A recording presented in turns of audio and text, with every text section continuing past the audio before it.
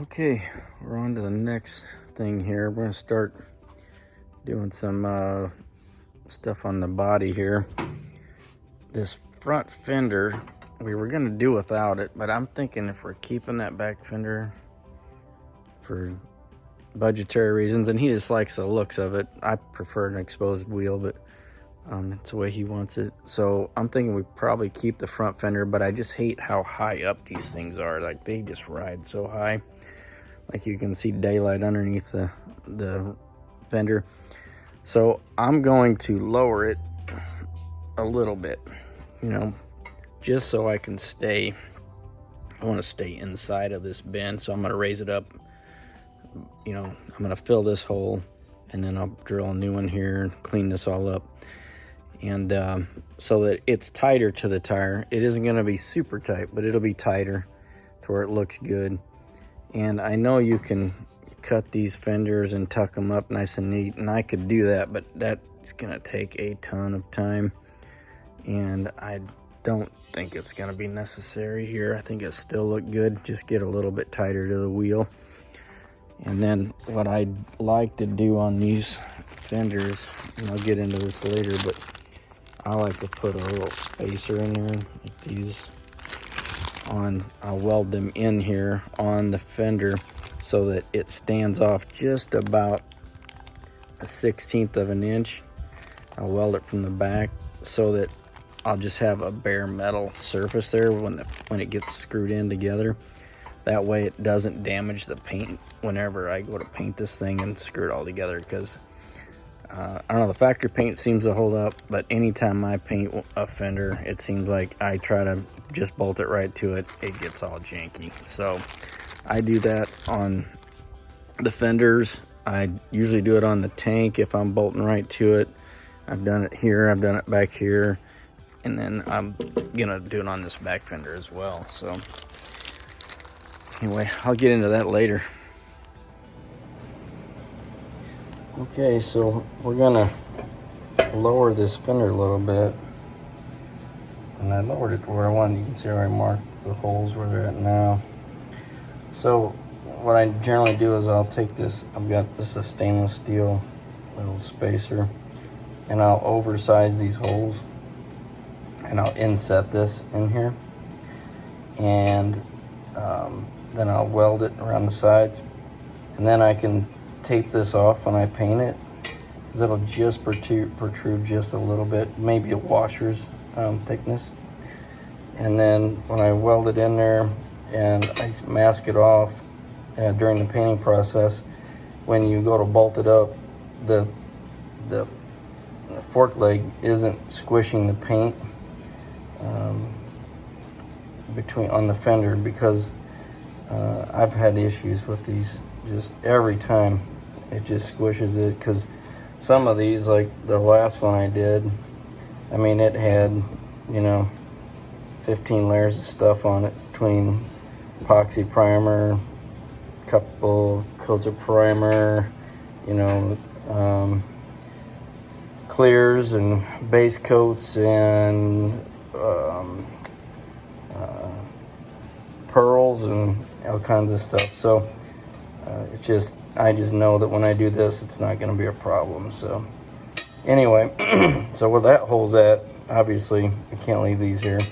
So first step's going to be to fill these holes in. So I'll clear the metal out there, and then we'll weld those up and go from there.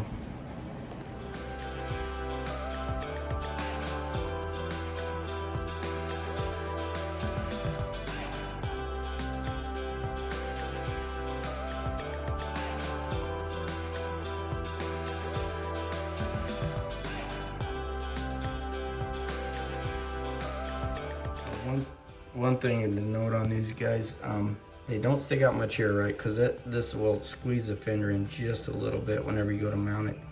Underneath, I leave quite a bit sticking out in there, just because I'm gonna weld around this whole perimeter on here. Whereas this, I'll leave it completely unwelded on the outside. But this will be plenty strong once I get all that connected in there. But I leave enough of a lip there to where it'll just weld up really good.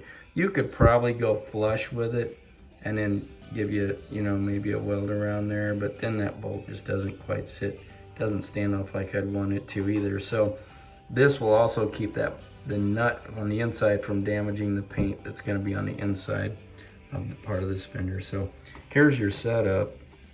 I've got these things, my washer's underneath there, put that flat on this side, and then I'll just drop these spacers in there, get them fit in there, and then I take this 5/16 Allen, and I just a little bit of room on there, and then I use that to clamp that down so that so I know that this spacer is square to the base, and then I'll put a clamp here so that that's square to the base as well, and everything's tight, and I keep it clamped up until I get like 4 tacks on it. Okay, so here you can see this is the washer that I put on the other side. I drilled a big hole in it, and then I sanded one side so it fit in these grooves. And so this is what's under it, and then I just clamp it down with a piece of metal behind it so it sits flush. So that's flat there. So when you pull it away, it's sticking up, but that's probably 70 thousandths or something like that. It's not real thick. It's just enough to give you a little bit, keep you away from the paint. So whenever I go to paint this and body work it, I'll wrap a piece of fine line around it and then cap this off. So the paint will be, it'll go right up to this edge, but you'll see this piece of stainless here, and that'll keep, when you clamp that fender down, keep it from screwing the paint up. I'm sure there's other ways to do this, but this is the way I've done it. I've done 3 of them. So I've done this on gas tanks as well, just because I inevitably have problems with it. So I've had to go back and fix them before, and that's a real pain in the ass. You don't want to do that. So all right, so here, and these holes look huge, but when you drop those spacers in, I really keep them tight tolerance, you know, on those things, so they barely fit in there. I want them tight so that I can weld them up good. And I've got these off of Amazon. They're stainless, but I'm gonna try to get one with a little smaller diameter, outside diameter, because it doesn't leave a lot of material here. So if I get a little bit narrower, I just ordered some. These are 16 millimeter outside diameter, and I just ordered some 12s, so I think that'll make a little bit of difference on that. Okay, so I'm putting these spacers in on this fender, and so I've drilled these holes out, put the spacer in here, and I'm tacking it in place. So you can see where I put a washer under here, and that's the amount of space that's going to stick out on that spacer. So when I pull that out, you'll see that. So I'm just holding them in place right now. And then I'm using 308 rod on this. Is it 308? What is it? Yeah, 308. And that is,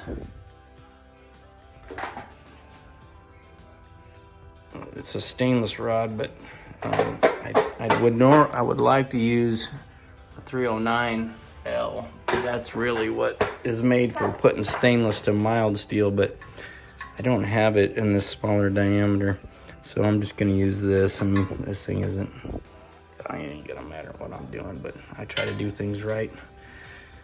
So anyway, that's where we're at with this. Okay, so I got these 2 welded in, and again, only from the back side.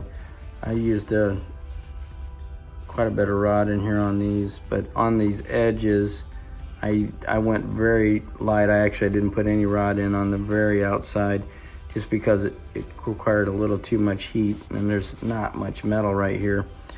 Now, it doesn't look as good as I'd like.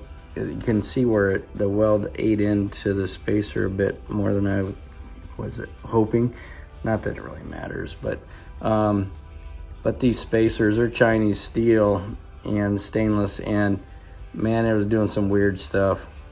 Like, I mean, the puddle was just dancing around. It was weird, man. So I don't know, it is what it is. I prefer to use a better material, so maybe next time, but they'll be fine. It's just hard to keep that thing consistent. I'd like a little better end product than that. But okay, so I got the those spacers on. You can see it runs in, sticks out a little bit there.